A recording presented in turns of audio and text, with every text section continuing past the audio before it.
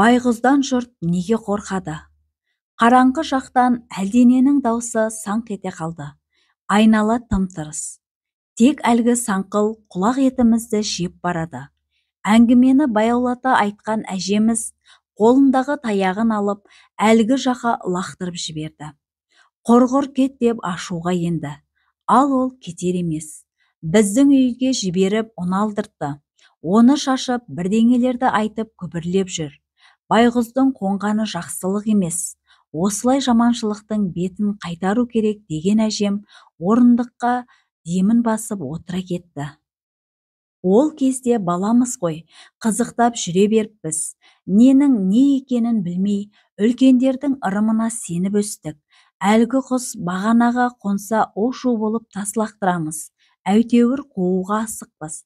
Бірақ оның қасиетін саралап көрмеппіз. Байғыздан жұрт неге қорқады? Оның саңқылының жамандық әкелетіні рас па? Қазақ байғыздың шақыруын жаман ырымға балап, ажалдың хабаршысы дейді. Даусы ащы, жағымсыз. Көктем жазда түн жамылып, ағашқа бағанаға қонақтайды. Түнімен сұңқылдап, төңіректің тынышын бұзады. Бұл жайында көнеден келе жатқан аңыз көп. Бұрын бір елде дәулетті өмір сүрген отбасы болыпты. Жалғыз қызы өзімшіл, арам ниетті, жақсылық істеп көрмеген дүние құмар болған деседі. Оның мұндай озбырлығына төзбеген халық шөл далаға сүйреп апарып жалғыз қалдырған. Ал қыз болса су іздеуге ерініп, құмның үстіне қорқынышты бейнедегі құсқа айналған. Бұл құс байғыз аталып, саңқыл даусын қыздың жылаған зарына теңеген. Байқыз, байқұс дегеннен байғыз деп айтылып кетсе керек.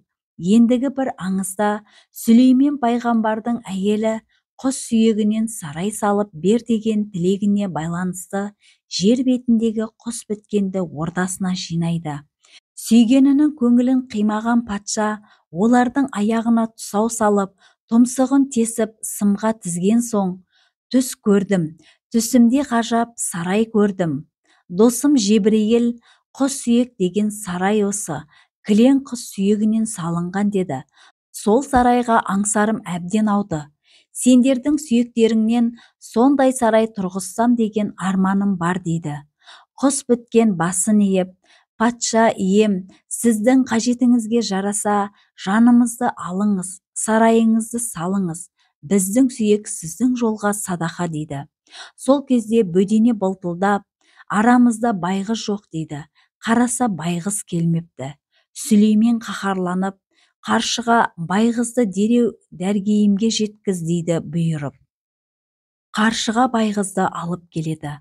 Патша оған шақырғанда неге келмейсің деп ақырды. Байғыз басын шайқап, тақсыр ой үстінде әміріңізді естімей қалдым деп жауап берді. Патшаның әмірінен күшті қандай ой? Дүниеде жазық көп пе, төбе көп пе, соны санап ойланып отырғанмын дейді байғыз. Сүлеймен әрине жазық көп, сол да сұрақ болып па? Жоқ патшам, мен санасам дүниеде төбе көп екен. Қалайша төбе көп? Тақсыр, мен өлген адамның моласын қосып санадым. Әрбір адам өлген соң бір төбеге айналады екен дейді құс. Сүлеймен сөзден тосылып қалып, тағы не санадың? Дүниеде тірі көп пе, өлі көп пе, соны да санадым тақсыр дейді байғыз. Сүлеймен әрине тірі көп. Жоқ тақсыр, қанша санасам да өліден тірінің саны аспады. Қалайша? Мен күн шыққанша ұйықтайтын адамдарды да өліге қостым дейді. Сүлеймен бұл жолы да сөзден тосылды. Тағы нең бар санаған? Дүниеде еркек көп пе, әйел көп пе, соны да санадым дейді байғыз. Сүлеймен жалт қарап, иә кімдер көп екен? Әйел көп. Қалайша? Әйелінің тілін алатын еркекті мен әйел санатына қостым дейді құс. Сөз төркінін түсінген Сүлеймен патша қателігін түсініп құстарды босатады.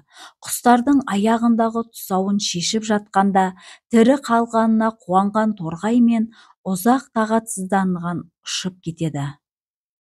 Аяғына байланған тұсауы толық шешілмеген соң, олар әлі күнге дейін секеңдеп жүреді деген аңыз тараған.